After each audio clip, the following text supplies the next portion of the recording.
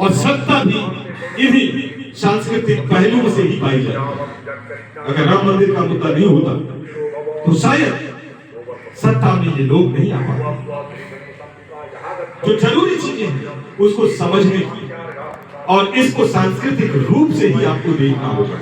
हमें सूफियों के पास जाना होगा, संतों के पास जाना होगा, उनके विचारों में जो लव है उसे पहचानना होगा। आज कबीर मठ के लोग कहां हैं? बड़े बड़े मठ में बैठे हुए जो मठाधीश हैं, जिस राम की चर्चा आज हो रही है और जो कबीर के राम है उसको व्याख्यायित करने वाले कहां हैं? वो बगुलों की तरह पंख पहनकर पंख के रंगों को अपने वस्त्रों में डालकर जिस तरह से वो मठों में नजर आते हैं, क्या कबीर के उन वाक्यों को दोहराते हुए नजर आते हैं?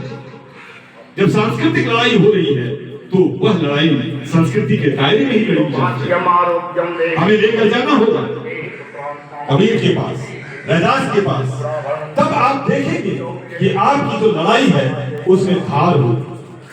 क्योंकि बहुत सारे लोग हैं जो कबीर और रैदास को मानते हैं, वो समझेंगे कि ये हमारी लड़ाई है और वो भी एक लड़ाई लड़ ही रहे थे। उस समय लड़ रहे थे जिस मध्यकाल में, जिस समय की जो आज आधुनिक विज्ञान में आप अपनी बातों को एक सेकंड में चांद तक पहुंचा सकते हैं, उस समय में वो सभा इसी तरह की सभा में आमने सामने बैठकर वो बातें कर रहे थे। हमें सभा करनी होगी, हमें लोगों को बताना होगा कि वास्तविकता क्या है। उन वास्तविकताओं को हमें देखना होगा। गंगा केवल हमारे अस्थियों के राख से ही वो समर्पित नहीं होगी, बल्कि आज मुहर्रम भी हमें हसन और हुसैन के बलिदान को याद करना होगा। एक तरफ यजीद की सेना थी, हजारों की सेना थी, और दूसरी तरफ हसन और हुसैन के मात्र 72 लोग थे। लड़ाई हुई वही करबला के मैदान में, यजीद का घोड़ा दौड़ता है और दूसरी तरफ से हसन और हुसैन को रौंदता हुआ आगे चला जाता है। आज कितने लोग हैं जो यजीद को याद करते हैं?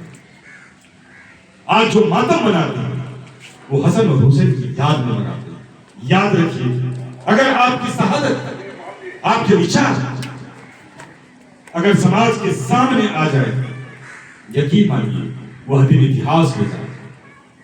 आखिरी बात कि हम गंगा किनारे हैं, गंगा किनारे के लोग हैं। इसी गंगा को हम उभरते हुए देखते हैं और सिमटते हुए भी देखते हैं। क्या हम नहीं चाहते उभरती गंगा को, एक उमंग को हम विश्वविद्यालय की ओर मोड़े? क्या वो जरूरत नहीं है मुंगेर के लिए? और दुष्यंत कुमार की वह पंक्ति हो गई है, वीर पर्वत सी पिघलनी चाहिए, इस हिमालय से कोई गंगा निकलनी चाहिए। मुझे उम्मीद है कि हम जो लोग यहाँ बैठे हैं, हम अपनी समस्याओं का और मुंगेर में होने वाली, घटने वाली जिस तरह की घटनाएं हैं, हम उसको मोड़ दे सकते हैं। यह मुझे पूरा विश्वास है। जिस गंगा किनारे आज आए हैं उसी गंगा की सौगंध है कि हम इस काम को अंजाम देंगे। धन्यवाद।